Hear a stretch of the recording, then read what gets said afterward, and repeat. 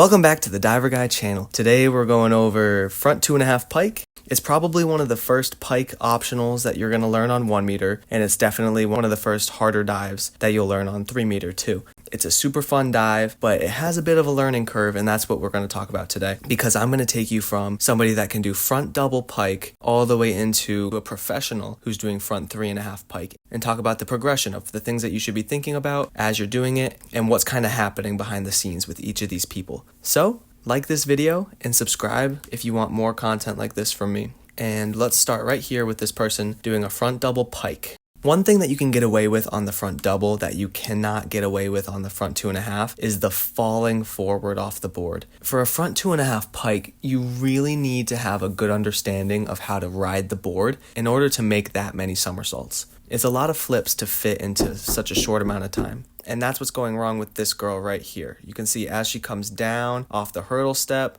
she's starting her arms too early. So her balance and board work isn't perfect yet, but she can still make the amount of somersaults just from the amount of strength that she has. And one thing that she does really well is come off the legs really straight. You can see how straight her legs are from her toes all the way up through the hips. That's allowing the board to really push and give her momentum up to her center of gravity as she throws down into the pike. So that's really what helps her make this front double all the way around, even though she's kind of finishing it late and she's rushing to get in and not fully getting straight on the entry. And so what we're going to talk about next is an example of somebody who can do front 2.5 pike on 3 meter, but it's also not the best form. The hurdle is a little bit off balance at different points. They get their arms up really well, but take a look at the head position and the arms as they're going off the board. He's throwing really wide and he's not connecting down into a pike until he's done with the first flip almost, which gives him a really big pike. But if we go back to the start here,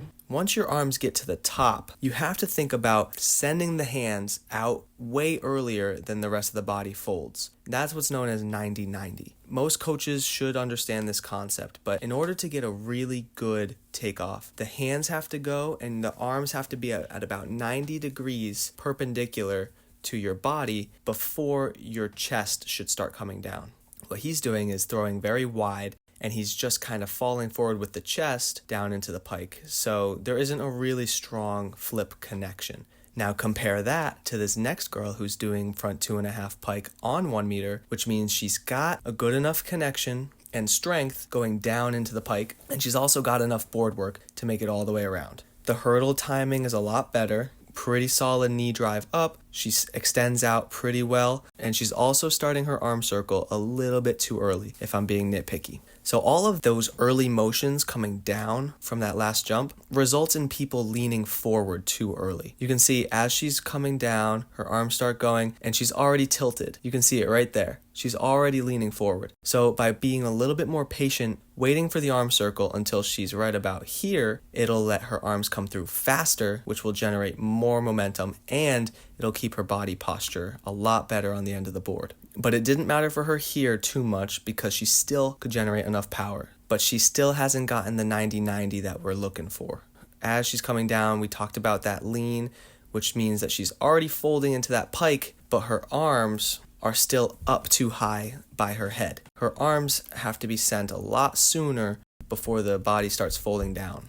What really helps her make it all the way around, despite the arms not going early enough and the head being a little bit down on the start, is the legs are super locked out and straight, which allows for the board to push her weight up into the pike, and she gets into a really deep pike. Being flexible is almost like a cheat code for being good at diving. If you can fold into a pike better than anybody else, you will spin so much faster, and you don't have to have perfect mechanics to spin fast if you're getting into a really deep pike. Alright, now this person does a really solid front 2.5. There's still some issues, but it's really, really good. Take a look at the body alignment as he's coming through for the hurdle step. He starts swinging the arms a little bit later than other people. They swing through fast, and they're already back up by the time he's at the bottom of the board work. That's huge. If you can allow your arms to swing through relaxed and they're all the way up by your head before the board even starts pushing you up, you are in a perfect position to throw for this dive. And you'll be able to do front 3.5, and you might even be able to do front 4.5 eventually. Now, the next thing that he does really well is he sends the arms immediately. So his arms come up to the top. As the board starts pushing up, his hands are going right down the middle, out in front of his face, and he hits that 90-90 position really well. His legs and upper body are at 90 degrees, and his hands are pointing right down towards the water while he's looking out in front of him. That is a textbook position right there. From there, the only way to make these better is to make that connection smoother and faster and stronger. But this is perfect form. What he does bad is after he takes off from the board, he crimps into the pike when he doesn't need to do that at all. He can keep his legs very straight and still make it around perfectly. Either way, he finishes it really, really high. He has time to pike out and look at the water and really line up that entry. Take a look at that start one more time and just how perfect the throw is and the alignment on this takeoff. Really commit this to memory and think about how you can do this on your front 1.5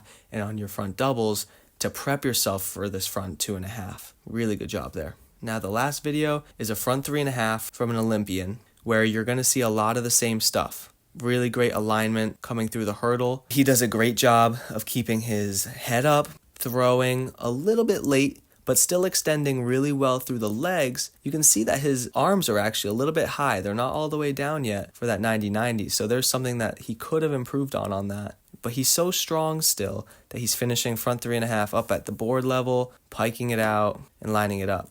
It's all about how much energy the board can give you. So if you're leaning too much, if you're breaking at the knees, the board isn't giving all the energy it can. And that right there is a quick deep dive on front 2.5 pike. I hope that was helpful. If you have any specific questions about your diving or have questions about front 2.5 pike that I still didn't get to in this video, please let me know in the comments below or send me your videos with the link below. I'd be happy to help. Don't forget to subscribe and tell all your dive friends to watch these videos too. I make these videos for you guys so that you can know stuff that I didn't know when I was a kid. All right, I'll catch you on the next one. Bye.